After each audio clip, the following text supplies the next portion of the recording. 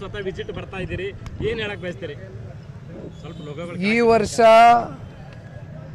ನಮ್ಮ ಕರ್ನಾಟಕ ರಾಜ್ಯದಲ್ಲಿ 5,20,000 ಹೆಕ್ಟರ್ ಪ್ರದೇಶದ ಕೃಷಿ ಜಮೀನುಗಳು ಈಗಾಗಲೇ ಅತಿವೃಷ್ಟಿಯಿಂದ ಸಾಕಷ್ಟು ಹಾನಿಯಾಗಿರ್ತಕ್ಕಂಥದ್ದನ್ನ ನಾವೇನು ಕಾಣ್ಬೋದು. ಅದರಲ್ಲೂ ಕಲಬುರಗಿ ಜಿಲ್ಲೆಯಲ್ಲಿ 1,05,000 ಹೆಕ್ಟರು ಕೃಷಿ ಪ್ರದೇಶದ ಜಮೀನು ಸಂಪೂರ್ಣವಾಗಿ ಹಾನಿಯಾಗಿದೆ. ಅದರಲ್ಲಿ ಹತ್ತತ್ರ 58,000 ಹೆಕ್ಟರ್ ಪ್ರದೇಶ ತೊಗರಿ ಬೆಳೀತಕ್ಕಂಥ ರೈತರು ಈ ಭಾಗದಲ್ಲಿ, ಮತ್ತು ಉದ್ದು. ನಿರ್ಭೀತ, ನಿಷ್ಪಕ್ಷಪಾತ, ವಿಶ್ವಾಸಾರ್ಹ ಸುದ್ದಿಗಳಿಗೆ ಮತ್ತೊಂದು ಹೆಸರಾಗಿರುವಂತ News18 ಕನ್ನಡ ಈಗ ಆಪ್ನಲ್ಲೂ ಲಭ್ಯವಿದೆ. ದಯವಿಟ್ಟು ಇಲ್ಲಿರುವಂತ QR ಕೋಡ್ ಸ್ಕ್ಯಾನ್ ಮಾಡಿಕೊಂಡು ಆಪ್ ಡೌನ್ಲೋಡ್ ಮಾಡೋದಕ್ಕೆ ಮರಿಬೇಡಿ. ನಿಮ್ಮ ಬೆಂಬಲ ಹೀಗೆ ಸದಾ ನಮ್ಮೊಂದಿಗಿರಲಿ. ಧನ್ಯವಾದ. ಹೆಸರು ಮತ್ತು ಹತ್ತಿ, ಸೋಯಾಬೀನು ಇವೆಲ್ಲ ಸೇರಿದಂತೆ ಸಾಕಷ್ಟು ದೊಡ್ಡ ಮಟ್ಟದಲ್ಲಿ ಈ ಬಾರಿ ಪ್ರತಿ ವರ್ಷಕ್ಕೂ ನೀವು ಲೆಕ್ಕಾಚಾರ ಮಾಡ್ತಕ್ಕಂಥದ್ದಾದರೆ ಈ ವರ್ಷ 50%ಗೂ ಹೆಚ್ಚು ಶೇಕಡ ದೊಡ್ಡ ಮಟ್ಟದಲ್ಲಿ ಇವತ್ತು ಮುಂಗಾರಿನ ಮಳೆ ಒಂದು ಕಡೆ ಕೃಷಿ ಪ್ರದೇಶಗಳು ಹಾನಿಯಾಗಿರ್ತಕ್ಕಂಥದ್ದು, ಜೊತೆಯಲ್ಲಿ ಜಾನುವಾರುಗಳು ಕೂಡ ಸಾವನ್ನಪ್ಪಿರ್ತಕ್ಕಂಥದ್ದನ್ನು ಕೂಡ ಕಾಣ್ತಾ ಇದ್ದೇವೆ. ಅಷ್ಟೇ ಅಲ್ಲ, ರಸ್ತೆಗಳು ಜೊತೆಯಲ್ಲಿ ವಿದ್ಯುತ್ನ ಕಂಬಗಳಿರ್ಬೋದು, ಈ ರೀತಿ ಸಾರ್ವಜನಿಕರ ಹಾಗೂ ಖಾಸಗಿ ಆಸ್ತಿ ಪಾಸ್ತಿಗಳಲ್ಲೂ ಕೂಡ ಸಾಕಷ್ಟು ಹಾನಿ ಉಂಟಾಗಿದೆ. ಜೊತೆಯಲ್ಲಿ ನಾನು ಬರಬೇಕಾದ್ರೆ ಒಂದು ಪತ್ರಿಕೆಯಲ್ಲಿ ಓದ್ತಾ ಇದ್ದೆ, ಕಲಬುರಗಿನಲ್ಲಿ ನಗರ ಪ್ರದೇಶದಲ್ಲೂ ಕೂಡ ನೀರು ಮನೆಗಳಿಗೆ ನುಗ್ಗಿ ಆ ಹೆಣ್ಮಕ್ಳೇ ಆ ನೀರನ್ನ ಹೊರಗಡೆ ಹಾಕ್ತಕ್ಕಂಥ ಒಂದು ಫೋಟೋವನ್ನು ಕೂಡ ಪತ್ರಿಕಾ ಮಾಧ್ಯಮದಲ್ಲಿ ನಾವೆಲ್ಲ ಕೂಡ ಕಣ್ಣಾರೆ ಕಂಡಿದ್ದೇವೆ. ಈ ವಿಷಯಕ್ಕೆ ಸಂಬಂಧಪಟ್ಟಂತೆ ಇವತ್ತು ಜನತಾದಳ ಪಕ್ಷದ ಕಡೆಯಿಂದ ಜಿಲ್ಲೆಯ ನಾಯಕರು ಹಾಗೂ ಕಲ್ಯಾಣ ಕರ್ನಾಟಕ, ಕಿತ್ತೂರು ಕರ್ನಾಟಕ ಎಲ್ಲ ಕಡೆ ಸೇರಿದಂತೆ ಒಂದು ನಿಯೋಗವನ್ನು ರಚನೆ ಮಾಡಿ ನಾವು ಬಂದು ಇವತ್ತು ಈ ಭಾಗದ ರೈತರ ಪರವಾಗಿ ಇದ್ದೇವೆ ಅಂತಕ್ಕಂಥ ಧ್ವನಿಯಾಗಿ ಕೆಲಸ ಮಾಡ್ತಕ್ಕಂಥದ್ದು ನಮ್ಮ ಕರ್ತವ್ಯ, ನಮ್ಮ ಜವಾಬ್ದಾರಿ. ಒಂದು ಪ್ರಾದೇಶಿಕ ಪಕ್ಷವಾಗಿ ಅದರಲ್ಲೂ ವಿಶೇಷವಾಗಿ ರೈತರ ಪರವಾಗಿ ಸದಾಕಾಲ ಅಧಿಕಾರ ಇರಲಿ ಅಧಿಕಾರ ಇಲ್ಲದೆ ಹೋಗಲಿ ನಮ್ಮ ಬದ್ಧತೆಯನ್ನು ತೋರಿಸಿದ್ದೇವೆ. ಹಾಗಾಗಿ ಇವತ್ತು ವಿಶೇಷವಾಗಿ ನಾನು ನಮ್ಮ ಈ ಭಾಗದ ಜಿಲ್ಲಾಧ್ಯಕ್ಷರ ಹಾದಿಯಾಗಿ ಇಲ್ಲಿರ್ತಕ್ಕಂಥ ಎಲ್ಲ ನಾಯಕರು, ಕಾರ್ಯಕರ್ತರು, ಮುಖಂಡರುಗಳಿಗೆ ಮನವಿಯನ್ನು ಮಾಡಿದ್ದು APMC ಯಾರ್ಡ್ಗೆ ಮೊದಲನೇ ಭೇಟಿಯನ್ನು ಕೊಡುವ ಮೂಲಕ ಇಲ್ಲಿ ರೈತರ ನಿಜವಾದ ಕಷ್ಟದ ಪರಿಸ್ಥಿತಿಗಳು ಏನು ಎದುರು ನೋಡ್ತಾ ಇದ್ದಾರೆ ಈ ಒಂದು ಹಿನ್ನೆಲೆಯಲ್ಲಿ ಅಂತಕ್ಕಂಥದ್ದನ್ನ ಒಂದು ನಮಗೂ ಕೂಡ ತಿಳುವಳಿಕೆ ಮೂಡಬೇಕಾಗಿದೆ. ಇದರಿಂದ ರಾಜ್ಯ ಸರ್ಕಾರಕ್ಕೆ ಮತ್ತು ಕೇಂದ್ರ ಸರ್ಕಾರಕ್ಕೆ ನಮ್ಮ ಕಡೆಯಿಂದ ಇವತ್ತು ರೈತರು ಈ ಸಂಕಷ್ಟದಿಂದ ಹೊರಗಡೆ ಬರ್ತಕ್ಕಂಥದ್ದಕ್ಕೆ ನಾವು ಯಾವ ರೀತಿ ರೈತರ ಜೊತೆ ಕೈ ಜೋಡಿಸ್ಬೋದು ಅಂತಕ್ಕಂಥದ್ದು ಇವತ್ತು APMC ಯಾರ್ಡ್ನಲ್ಲಿ ಇವತ್ತು ಕೂತು ಚರ್ಚೆ ಮಾಡ್ತಕ್ಕಂಥದ್ದಕ್ಕೆ ಇವತ್ತು ಬಂದಿದ್ದೇವೆ. ಈಗ ಪ್ರಿಯಾಂಕ್ ಖರ್ಗೆ ಅವರು ಹೇಳ್ತಾರೆ, NDRF ನಾಮ್ಸಲ್ಲಿ ಪರಿಹಾರ ಕೊಡೋ ದಿಕ್ಕಿನಲ್ಲಿ NDRF ನಾಮ್ ತಿದ್ದುಪಡಿ ಮಾಡಬೇಕಾದ ಅವಶ್ಯಕತೆ ಇದೆ.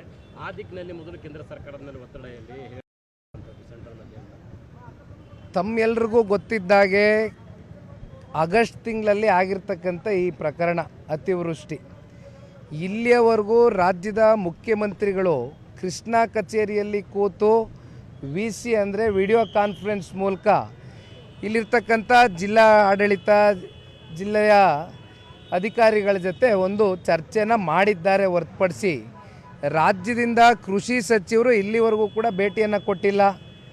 ಬಹುಶಃ ನಮಗೆ ನಿಮಗೆ ತಿಳಿದ ಮಟ್ಟಕ್ಕೆ ಸಂಸದರು ಕೂಡ ಏನು ಹೆಚ್ಚಾಗಿ ಈ ವಿಚಾರಕ್ಕೆ ಸಂಬಂಧಪಟ್ಟಂತೆ ಬಂದು ರೈತರ ಸಂಕಷ್ಟವನ್ನು ಆಲಿಸಿಲ್ಲ. ಬಟ್ ನಾವು ಇಲ್ಲಿ ಹೇಳ್ತಕ್ಕಂಥದ್ದನ್ನು ಈ ವಿಚಾರದಲ್ಲಿ ರಾಜ್ಯ ಸರ್ಕಾರ, ಕೇಂದ್ರ ಸರ್ಕಾರ ಅಂತಕ್ಕಂಥದ್ದು ಚರ್ಚೆ ಮಾಡೋದಕ್ಕಿಂತ ಇವತ್ತು ಮಲ್ಲಿಕಾರ್ಜುನ್ ಖರ್ಗೆರವರು ಹಿರಿಯಕರಿದ್ದಾರೆ, ಅವರ ಸುಪುತ್ರರು ಇವತ್ತೇನು ಪತ್ರಿಕಾಗೋಷ್ಠಿ ಮೂಲಕ ಕೇಂದ್ರ ಸರ್ಕಾರಕ್ಕೂ ಕೂಡ ಕೆಲವೊಂದಷ್ಟು ಸನ್ಮಾನ್ಯ ಕುಮಾರಣ್ಣ ಅವರು ಕೇಂದ್ರದ ಮಂತ್ರಿ ಆಗಿರ್ತಕ್ಕಂಥ ಹಿನ್ನೆಲೆಯಲ್ಲಿ ಅವರೇನು ಹೇಳಿದ್ದಾರೆ ಖಂಡಿತವಾಗಲೂ ತುಂಬಿರುವುದರಿಂದ ಸ್ವಾಗತ ಮಾಡ್ತೇನೆ.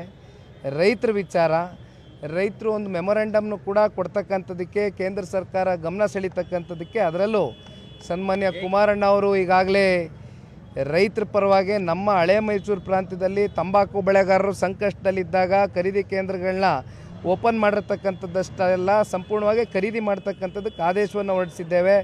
ಮಾವು ಬೆಳೆಗಾರರಿಗೆ ತೊಂದರೆ ಆದಂಥ ಸಂದರ್ಭದಲ್ಲಿ ಈ ಬಾರಿ ಸನ್ಮಾನ್ಯ ಕುಮಾರಣ್ಣವರು ಇಂಟರ್ಫಿಯರೆನ್ಸ್ ಕೊಟ್ಟಿದ್ದಾರೆ. ಅವ್ರಿಗೇನು ಕೇಂದ್ರದಲ್ಲಿ ಇವತ್ತು ಬೃಹತ್ ಕೈಗಾರಿಕೆ ಉಕ್ಕು ಸಚಿವ ಸ್ಥಾನ ಇರ್ಬೋದು, ಆದರೆ ರೈತರ ಪರವಾದಂಥ ಜವಾಬ್ದಾರಿ ಸನ್ಮಾನ್ಯ ಕುಮಾರಣ್ಣ ಅವ್ರಿಗಿದೆ. ಹಾಗಾಗಿ ಇವತ್ತು ಪ್ರಿಯಾಂಕ್ ಖರ್ಗೆ ಅವ್ರು ಏನು ಹೇಳಿದ್ದಾರೆ ಒಪ್ಕೊಳ್ತೇನೆ. ನಮ್ಮೆಲ್ಲರದು ಕೂಡ ಇವತ್ತು ಈ ಸಂದರ್ಭದಲ್ಲಿ ರೈತರ ಪರವಾಗಿ ನಿಲ್ಲಬೇಕಾಗಿರ್ತಕ್ಕಂಥದ್ದು ನಮ್ಮ ಧರ್ಮ. ಸಿ ಎಂ ಅವರು ಇಲ್ಲಿವರೆಗೂ ಈ ವಿಚಾರಕ್ಕೆ ಸಂಬಂಧಪಟ್ಟಂತೆ ವಿಡಿಯೋ ಕಾನ್ಫರೆನ್ಸ್ನ ಹೊರತುಪಡಿಸಿ ಇಲ್ಲಿವರೆಗೂ ಅವರೇನು ಬಂದು ಇಲ್ಲಿ ವಿಸಿಟ್ ಮಾಡಿರ್ತಕ್ಕಂಥದ್ದಾಗಲಿ ಅಥವಾ ರಾಜ್ಯದ ಈ ಕೃಷಿ ಸಚಿವರು ಇಲ್ಲಿವರೆಗೂ ಬಂದಿದ್ದಾರಾ? ಇಲ್ಲಿವರೆಗೂ ಬರಲಿಕ್ಕಾಗಿಲ್ಲ. ಅವರು ಪಾಪ ಕಲಬುರಗಿ ಜಿಲ್ಲೆನ ಮರ್ತುಬಿಟ್ಟಿದ್ದಾರೆ. ಅವ್ರ ರಾಜ್ಯ ಅಂದರೆ ಬಹುಶಃ ಅವ್ರ ತಾಲೂಕಿಗೆ ಅವ್ರ ಜಿಲ್ಲೆಗೆ ಮಾತ್ರ ಸೀಮಿತವಾಗಿ ಕೆಲಸ ಮಾಡ್ತಾ ಇದ್ದಾರೇನೋ ಅಂತಕ್ಕಂಥದ್ದು ಇವತ್ತು ಪ್ರಶ್ನೆ ಮೂಡ್ತಾ ಇದೆ. ಅವ್ರಿಗೂ ಕೂಡ ಅಷ್ಟೇ ಜವಾಬ್ದಾರಿ ಇದೆ. ಹಾಗಾಗಿ ನಮಗೆ ಗೊತ್ತಿದ್ದಂಗಣ ಇಲ್ಲಿಯವರೆಗೂ ನಾವೆಲ್ಲವೂ ಲೆಕ್ಕಾಚಾರ ಮಾಡ್ತಕ್ಕಂಥದ್ದಾದರೆ 2 ಹೆಕ್ಟೇರಷ್ಟು ಒಳಗೆ ಇರ್ತಕ್ಕಂಥ ರೈತರು ಇವತ್ತು ಸಂಕಷ್ಟ ಏನು ಅನುಭವಿಸ್ತಾ ಇದ್ದಾರೆ. ಹತ್ತತ್ರ ಅಲ್ಲಿ 600 ಕೋಟಿಗಿಂತ ಹೆಚ್ಚು ಇವತ್ತು ರೈತರಿಗೆ ಸಿಕ್ಕಬೇಕಾಗಿದೆ. 2 ಲಕ್ಷ ಹೆಕ್ಟರ್ಗಿಂತ ಹೆಚ್ಚಾಗಿರ್ತಕ್ಕಂಥ ರೈತರಿಗೆ 250 ಕೋಟಿ ರೂಪಾಯಿಯಷ್ಟು ಹಣ ಬಿಡುಗಡೆ ಆಗಬೇಕಾಗಿದೆ. ಒಟ್ಟಾರೆಯಾಗಿ 900 ಕೋಟಿಯಷ್ಟು ಇವತ್ತು ಹಣ ಬಿಡುಗಡೆ ಮಾಡಿದ್ರೆ ಮಾತ್ರ ಇಲ್ಲಿ ರೈತರು ಉಳಿಲಿಕ್ಕೆ ಸಾಧ್ಯ.